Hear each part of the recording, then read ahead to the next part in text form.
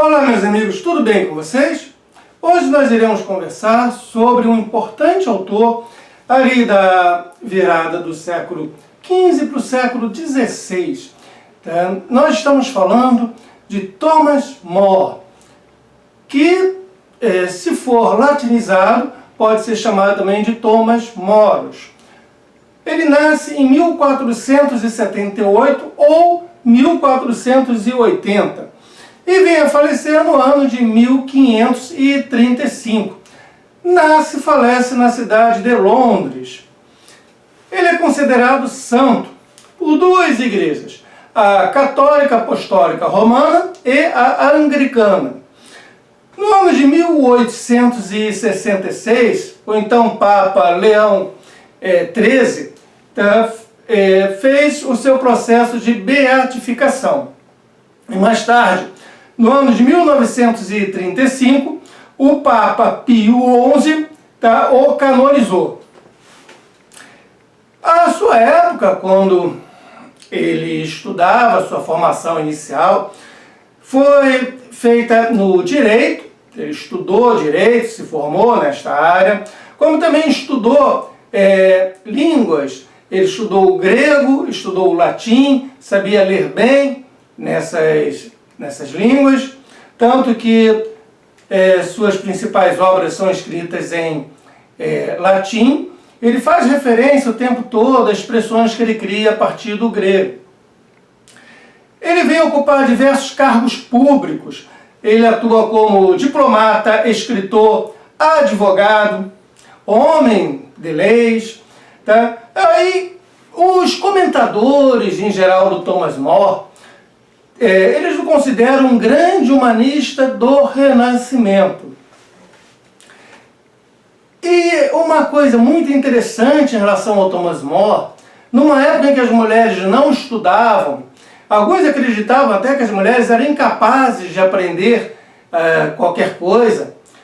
O Thomas More teve filhos homens, filhos mulher, e forneceu igual educação, tanto para os seus filhos, tanto para as suas filhas. Então, ele tinha a filha que sabia falar fluentemente o latim, e também o grego, o que fugia dos padrões da época. Ele sofreu várias influências de autores e correntes de pensamento anteriores. Podemos afirmar que ele foi influenciado por Aristóteles, também por Tomás de Aquino, grande comentador de Aristóteles, pela escolástica, por Santo Agostinho, por Platão. E dentre as suas obras, os seus dois livros mais importantes são do ano de 1516, Utopia. O nome é bem maior, mas geralmente se abrevia só para Utopia. E a História de Ricardo III, publicado no ano de 1518. Este último, a História de Ricardo III, há de influenciar William Shakespeare numa peça de teatro análoga, com título análogo a esta obra. E é considerado um livro extremamente importante dentro da historiografia da Inglaterra. Entre 1529 e 1532, ele ocupa o cargo de Lord Chanceler do Selo Real. Olha, na época não havia o que seria hoje o primeiro-ministro, mas seria algo à semelhança de. Era um cargo com grandes poderes, em que ele representava o rei da Inglaterra. Nós estamos numa época do absolutismo real. Então ele atuou a serviço do rei da Inglaterra, Henrique VIII, aquele que teve oficialmente 6 mulheres e várias amantes. Se bem que alguns dizem que ele não teve tantas amantes, como seria normal para um rei, alguém do seu status. Bem, agora vamos a uma coisa importante que acabou gerando a morte do Thomas More. O rei, junto com o parlamento, há de criar um documento que alguns de seus súditos, em particular os funcionários públicos, hão de assinar e jurar. E o Thomas More, no caso desse documento, ele vai negar de fazer juramento, ele vai negar de assinar. E ele vai manter o silêncio com relação aos motivos pelos quais ele não pretende assinar, ele não pretende fazer o juramento. Em virtude disso, ele há de pedir demissão do cargo que ele ocupa de Lord Chanceler e se afastar do governo. Vai ficar recluso lá com a sua família, lá na sua residência, afastado da corte. Pois bem, que documento é este? Trata-se do ato da supremacia. Este documento há de pôr o rei da Inglaterra à frente da igreja nesse país, tirando ali a influência do Papa, que estava na Itália. Então há de questionar a autoridade papal.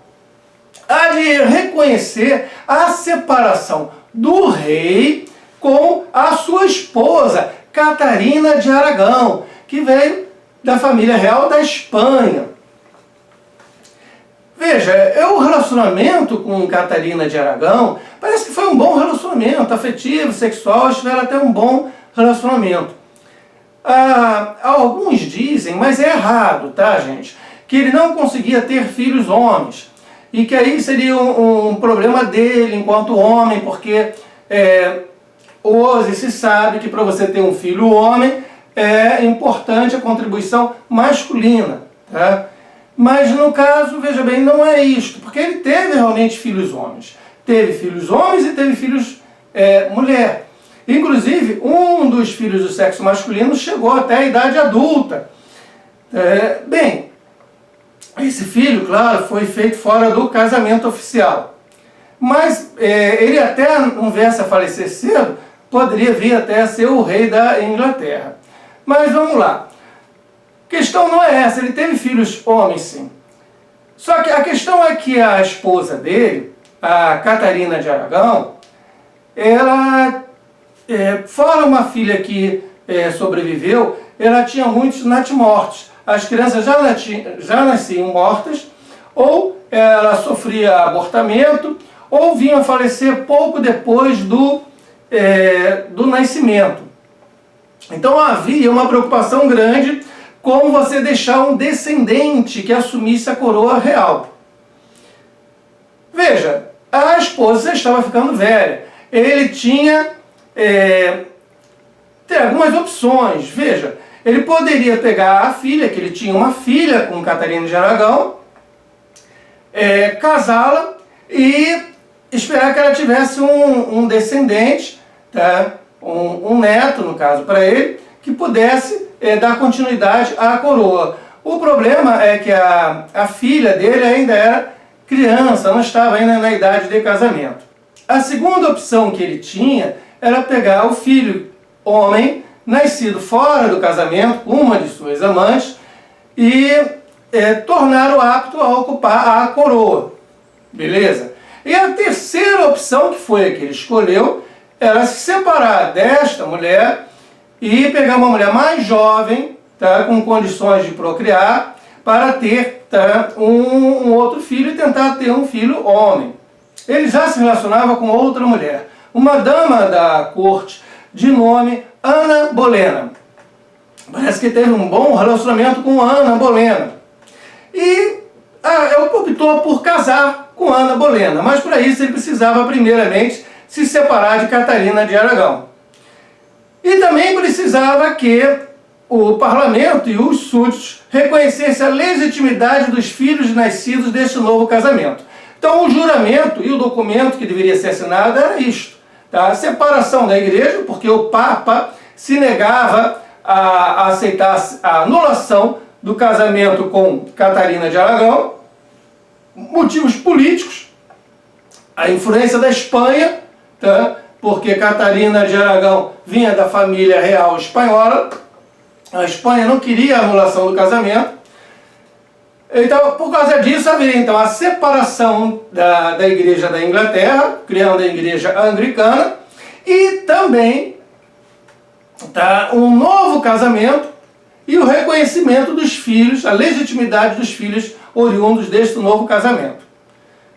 Bem, nesse momento então, o Thomas More, ele se nega: olha, não vou fazer esse juramento, não vou assinar esse documento, então eu peço demissão do meu cargo, vou me afastar da vida pública, mas não vou dizer os motivos pelos quais eu pedi demissão, não vou dizer os motivos pelos quais eu não quero assinar, não vou dizer os motivos pelos quais eu não vou fazer o juramento.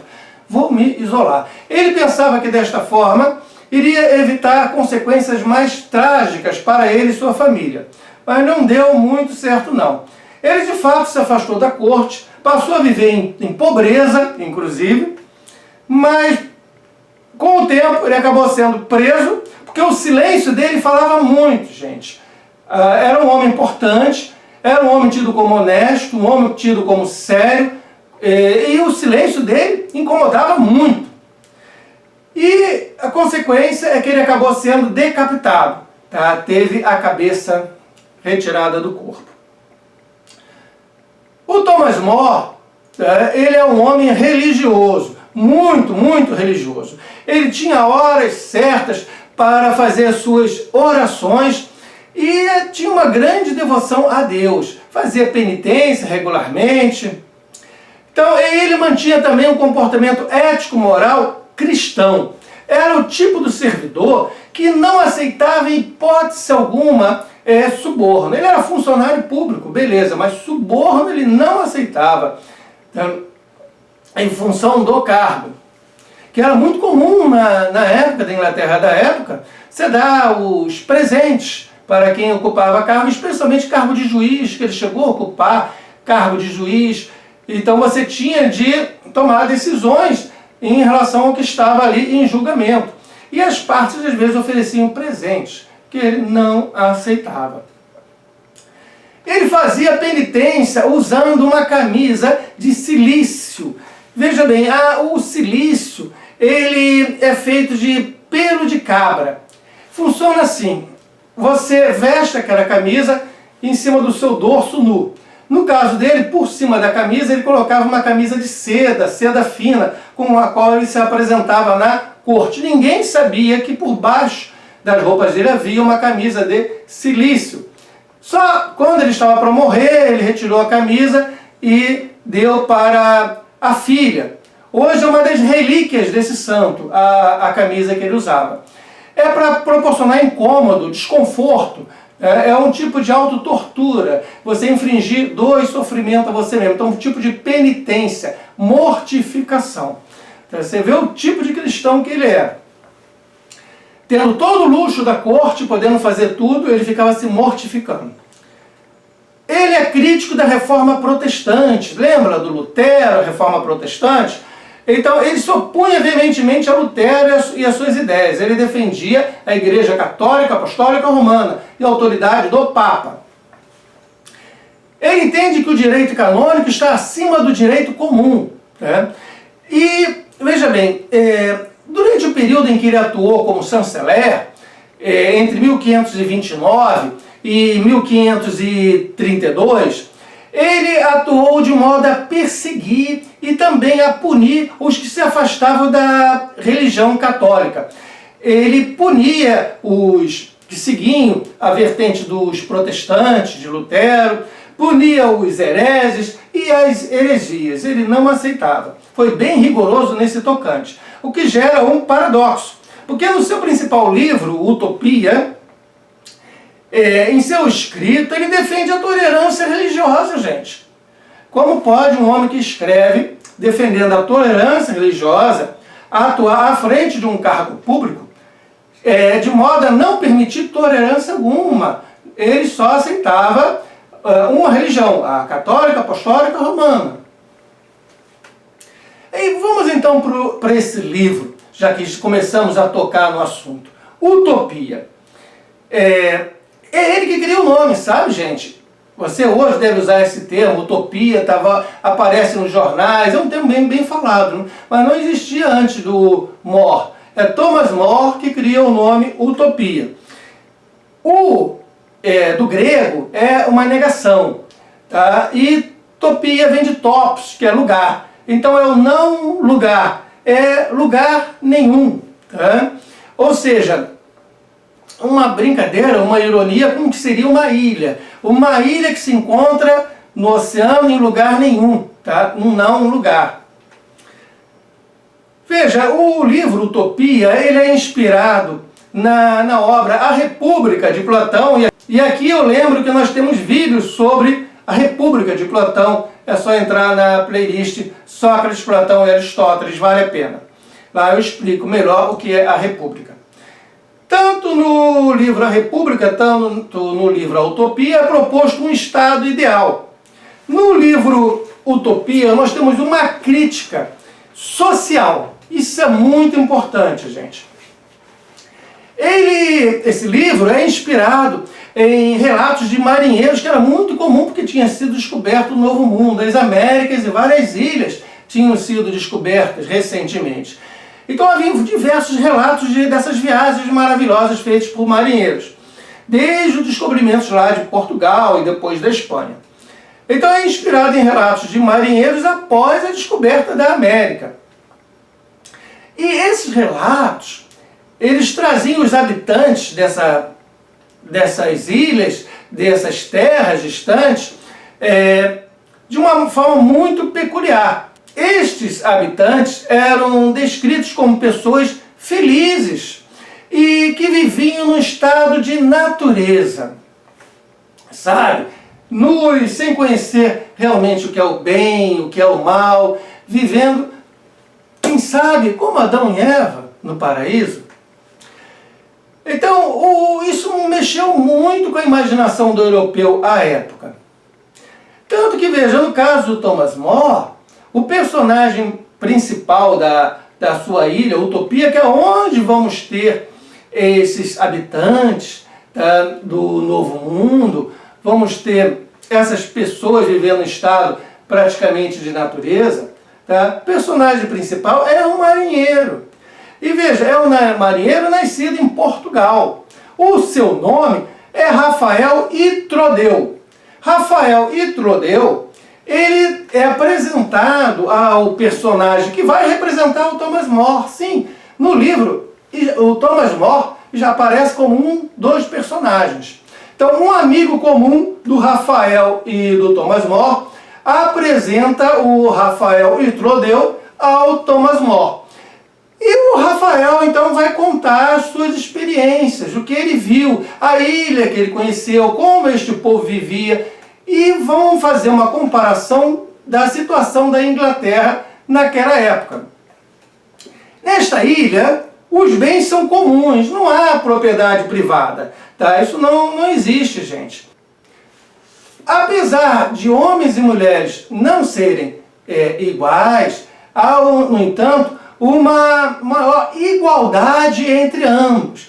Muito maior igualdade do que havia na Inglaterra e no restante da Europa naquela época.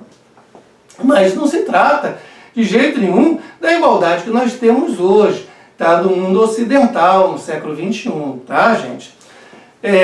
O governo de Utopia era um governo de homens sábios e inspirado na República de Platão, mas com uma diferença. Veja bem, tanto no livro A República, tanto na Utopia do More, os bens são comuns. Você tem um comunismo, mas vamos devagar. Esses bens comuns, para o Platão, eles só ocorrem em duas das três classes que estão presentes na República. No livro A República de Platão, nós temos três classes, sendo que em duas destas classes os bens são comuns. É a classe dos governantes, que é formada pelos filósofos, são os sábios, e a classe dos guerreiros, tá? As pessoas de maior coragem. Já para a classe dos trabalhadores, não. Essa aí é a propriedade privada, os bens não são comuns, é uma sociedade mais normal dentro dos nossos padrões. Tá? Não há comunismo de bens para os trabalhadores em geral. Agora, para o More, os bens são comuns para toda a sociedade. Não há uma divisão em classe, tá? Isso não existe. E o More há de defender uma tolerância religiosa, tá? Dentro do livro Utopia. Lembra que eu falei que isso gerava um certo contrassenso com a sua atividade à frente do governo da Inglaterra. Pois bem, ele defende o final das perseguições por motivos de crenças, né, no livro Utopia. Enquanto que à frente do governo da Inglaterra, o autor, Thomas More, ele empreendeu diversas perseguições aos hereges, às heresias, aos luteranos, por motivos de crença. Gente, vamos prosseguir, mas se você está gostando, deixe seu comentário aí, se inscreve no canal. Apesar dele defender uma maior tolerância religiosa dentro da ilha, tá? E pelo relato do Rafael, fica claro também uma coisa: não é possível 3 atitudes em relação à religião. 1, tá? Você não acreditar na existência de Deus.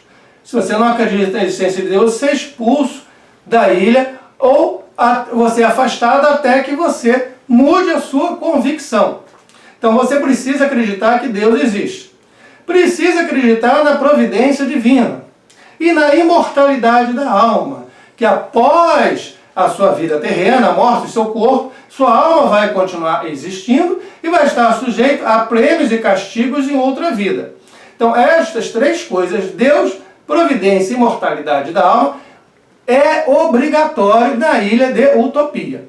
O mais, cada um pode acreditar no que quiser. Ah, Deus é o sol, Deus é a lua, ah, Deus é a árvore. Quanto faz, mas Deus existe. O livro é dividido em 2 partes. Na primeira parte, nós temos uma abordagem mais crítica à situação da Inglaterra da sua época.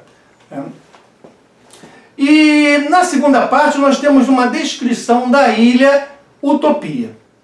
O Thomas More, com esse livro, Utopia, ele tem como objetivo que o leitor possa comparar criticamente os prós e os contras de ambas as sociedades, a sociedade da Inglaterra e a sociedade da Utopia. Vamos fazer uma comparação em busca de um governo melhor. Melhor as 2 sociedades. Utopia não deixa de ser uma sátira. E foi assim que Utopia foi encarada pela maioria dos seus contemporâneos. Veja, eu comentei há pouco que Utopia é o nome da ilha. E que, se você for buscar as raízes semânticas no grego, significa não lugar. Lugar nenhum. Ou seja, a ilha que se encontra em lugar algum. Ela não está em lugar algum. O principal rio desta ilha, se você for buscar a raiz semântica do nome que ele dá para o principal rio, é rio sem água. Existem 54 cidades e a capital, a tradução, se for buscar do grego o nome, a capital evanescente, aquela capital que some, que desaparece.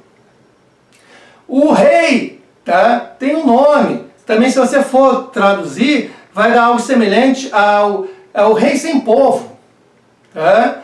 Então veja, todos os nomes têm uma brincadeira, tem uma sátira ali por trás. Trata-se de uma reflexão sobre as formas de governo. Basicamente é isso. E comparar a forma de governo na Inglaterra com dessa ilha imaginária, o Utopia. Busca um melhor modo de governar, né? Que talvez seja um meio termo entre ambos.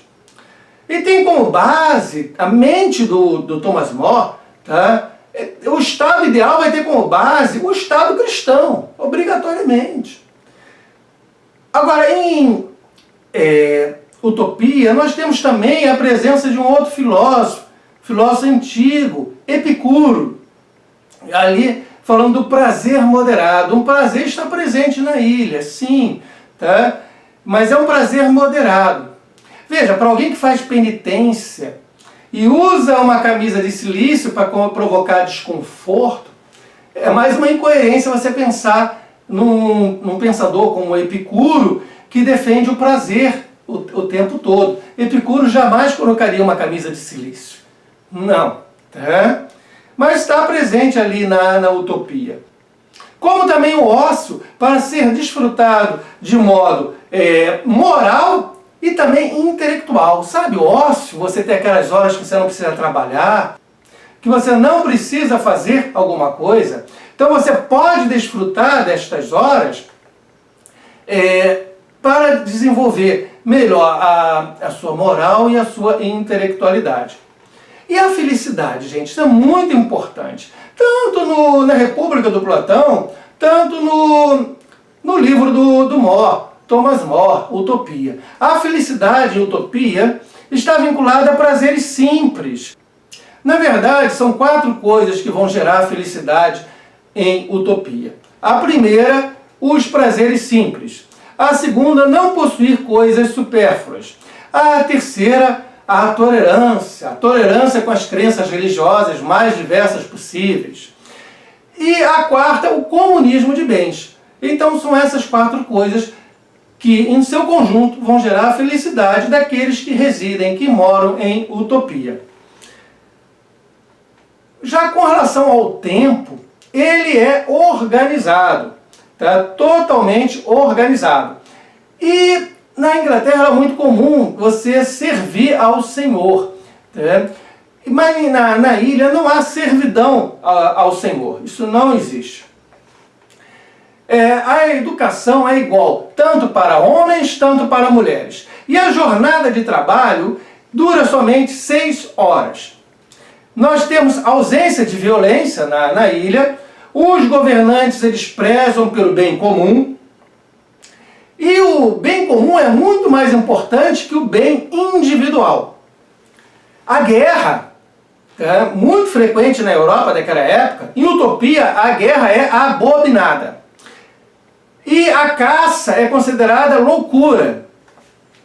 Já quanto ao ouro, os metais preciosos que os europeus queriam porque queriam, vocês vejam que o europeu chegou aqui na América e expropriou todos os indígenas que estavam aqui, todos os nativos, do ouro que eles possuíam. Chegou a escravizar alguns, tá, buscando mais e mais ouro.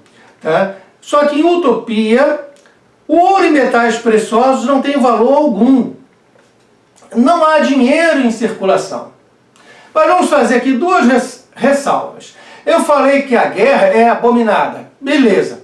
Mas ela existe, sabe? Pode haver guerra para o pessoal de utopia. E esta guerra, ela pode haver se um dos seus membros for hostilizado fora da ilha por qualquer outro povo. Então, neste caso, eles podem declarar guerra a este povo por ter maltratado um dos seus membros, tá? Alguém residente em utopia. O segundo, cada cidade tem um número fixo de habitantes. Ultrapassando este número, para que a ilha não fique muito cheia, tem um limite de número de pessoas que podem morar na ilha. Então, ultrapassando esse número, eles vão até o continente e fazem uma colônia, constroem uma colônia. Se houver, no entanto, povos residindo nesse lugar onde a colônia há de ser construída, pode-se fazer guerra para ocupar aquela terra, tá? Onde vai ser construída uma colônia. Agora, se houver guerra, esta vai ser preferencialmente feita por mercenários. Ou seja, o pessoal de utopia vai preferir pagar para pessoas de outros povos guerrearem entre si, em vez deles mesmos fazerem a guerra. E aí vem a questão do ouro, que eu falei que ouro e metais preciosos não têm valor para o pessoal na ilha de utopia. Sim, lá dentro não tem valor.